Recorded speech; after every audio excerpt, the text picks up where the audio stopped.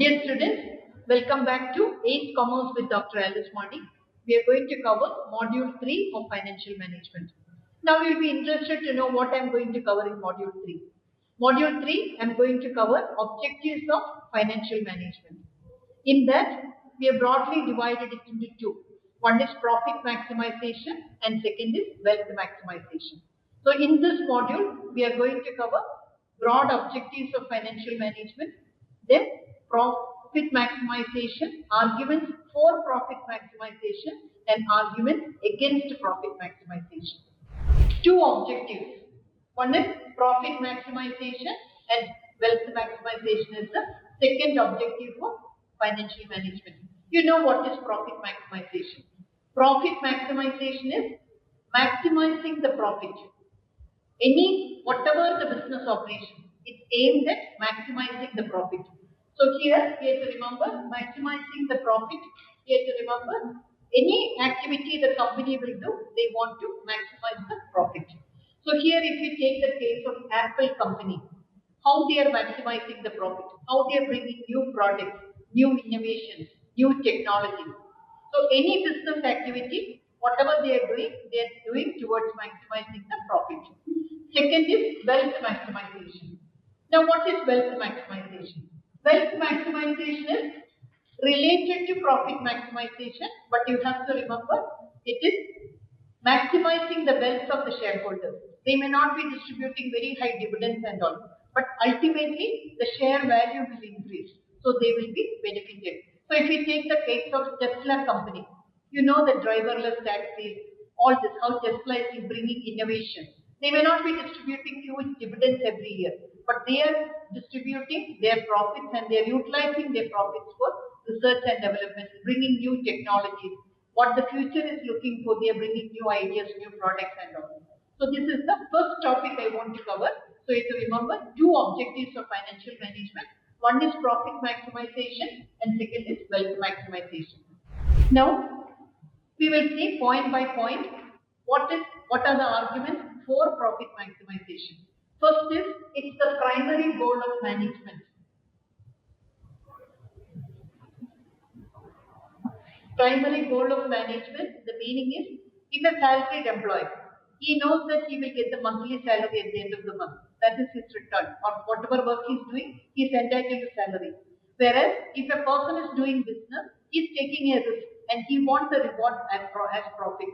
So we can satisfy or we can say that anybody doing business, they want to make profit. So we can assume that the primary goal of, or we can say with confidence that primary goal of every business is to make profit. Now if we take the case of Apple company, they are coming out with new products. They are investing so much in research and development, new iPhone with new features or market expansion they are doing. So all this is intended for making profit. Now the second point, shareholder value. That meaning, when they are making more profit, whoever the shareholders invested their funds in the business, expecting better returns, they will get higher dividends, they will increase appreciation in the shares and stock. So that is advantageous for the shareholders. So when you are looking at from the shareholders' perspective, we can say that shareholders' value can be increased by profit maximization. If you take the example of Tesla company, they have driverless cars, taxis. In advanced countries, you can see the taxis, they are using driverless cars. So that more and more innovation, more profit, they can go for the ideas or the innovations which we never thought of, which is going to happen after 10 years or 15 years. That is the advantage. The third point is encourages efficiency.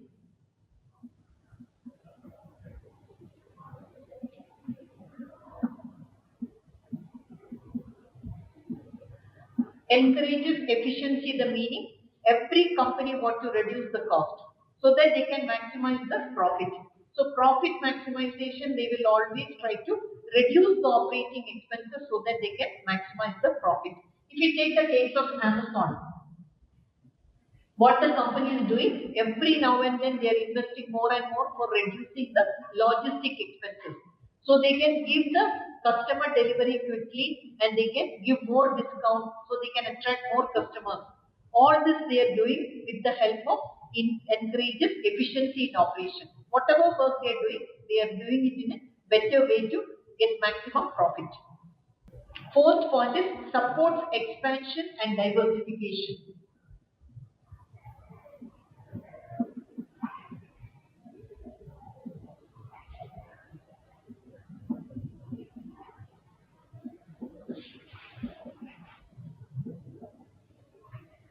Supports expansion and diversification. That meaning, if they get more profit wherever they have business opportunities, maybe it's in a different country, in a different state, in a different area, they can start their business unit and they can increase their profit. So the best example for profit maximization is the Reliance company.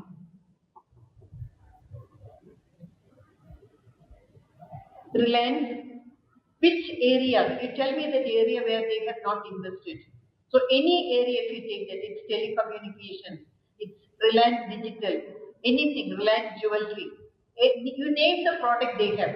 That whatever profit they're making from one sector, they are expanding it into different sectors. They're bringing new and new mergers, acquisitions, wherever possible they're doing that. Online, all this, wherever you name that, they have that idea.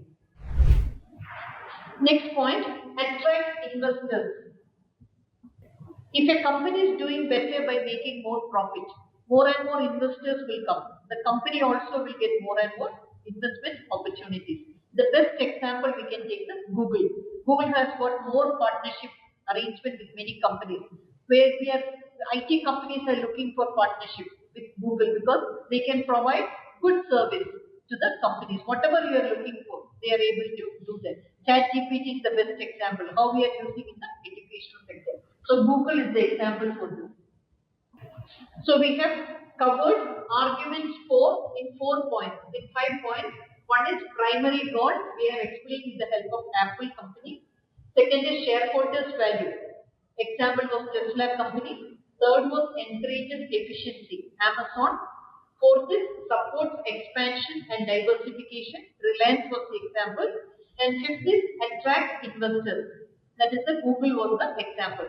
Now we are coming to the third point, argument against profit maximization. If a company is completely concentrating on maximizing profits, whether it's not considering the shareholders' expectations, not considering the employee welfare, not considering the social commitments, all this, we have to remember the Tata company, how they are developing the community. Their free cancer care hospital in Mumbai. So many social sectors. They have so many educational institutions, hospitals. All this, because of their profit, they are utilizing. They are doing this service to the society. We have to remember that from that angle. So here, if you remember that, if a company is just looking for profit maximization, they will ignore the social responsibility.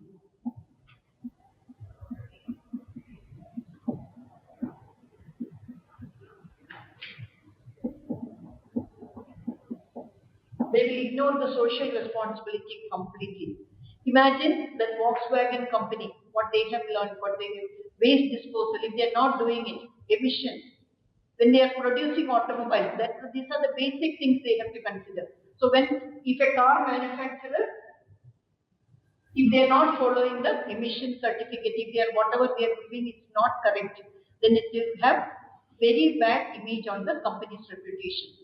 Toyota company or anything. Sometimes the automobile manufacturing companies, they default back the vehicle they sold because they have to rectify certain mistakes. They completely forget it. So if they are not following the correct waste disposal program, if they are not looking at the employee welfare, all this can create a negative impact. Where it will be possible to increase the profit, but it will have a negative impact on the company's performance. Second point is short-term orientation. See, short-term orientation meaning, the best example is the best startup, the globally recognized startup company, Byju's. They were very successful in the beginning, but what happened? They missed that, they concentrated only on the profit maximization. So their strategies failed, and now it's considered as a bankrupt company. They're getting into so many bad things. So they are not able to meet the investors' confidence. They defaulted the non-payment. All this because they were concentrating only on the profit margin. Because so we can say that it's short-term orientation. Whenever a company is functioning, they have to look at the long-term strategy, what they want to survive, what they want to achieve in the long run. Short term is going to be useful only for a short period, but the growth should be always oriented towards long term. Okay, the next point is employee welfare. Neglecting employee welfare. Neglecting employee welfare. What do you mean by neglecting employee welfare? If a company is looking only at profit, how to maximize profit, they may not give good working conditions for employees. They may not give the better salary and incentives, wage increase. They may be asking the employees to work more. So employees will not be happy. So if a dissatisfied set of employees are there, the organization, though they are able to achieve the profit, it may not have a long-lasting existence. See here the case of Walmart we can take. Walmart, they are giving more discount, they are attracting customers, but they are known, the company is known for bad employee policies they are following, low wages they are doing. They are neglecting the welfare of the employees completely. So the best example is Walmart. Okay, the next point is neglects the stakeholder interest. What do you mean by neglect the stakeholder interest? If we take the example of pharmaceutical company, many life-threatening diseases are there. Alzheimer's, cancer, Parkinson's, all that. See, some of them, everybody cannot afford the treatment. So we have to think that pharmaceutical companies have to think from that angle also. All the patients are not rich patients. Very poor people are also there. Middle income people are also there. They should also, their life is also important. So when they're inventing or when they're charging the medicines, when they're charging from the customers, they have to remember that they have to be cost effective. They have to give them at the affordable price for everyone. So if that aspect is neglected, a pharmaceutical company is not serving its purpose, because that is the main purpose the company wants to achieve, or they have to do that service to the society. Then if they are failing in that, then it has no meaning doing business, just with the idea of profit maximization. Okay, the next is market risk. If a company is concentrating only on making profit, then the idea you have to remember that they may get into more risk, higher risk projects they may involve. Then they may not be able to achieve that. That will cause loss to the organization or the business unit. We have to remember that whatever the strategies and all, if it's not planned properly, sometimes if they do unethical business, if they want to make profit, it's not going to earn a good name for the company. That companies cannot run in the, will not have a long-term existence.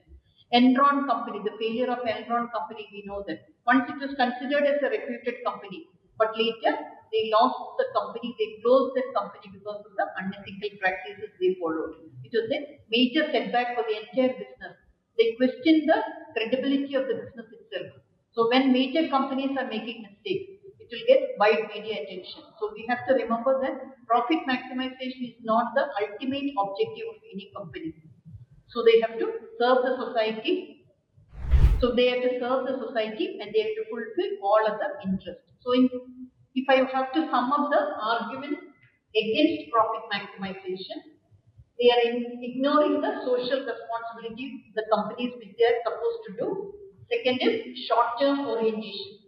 They want to make short-term profits. They are not looking at the long-term aspect. Then neglecting employee welfare. Employees' interests like salary hike, wage increase, all that they are not considering. Next is neglected the stakeholder interest who have invested in the company.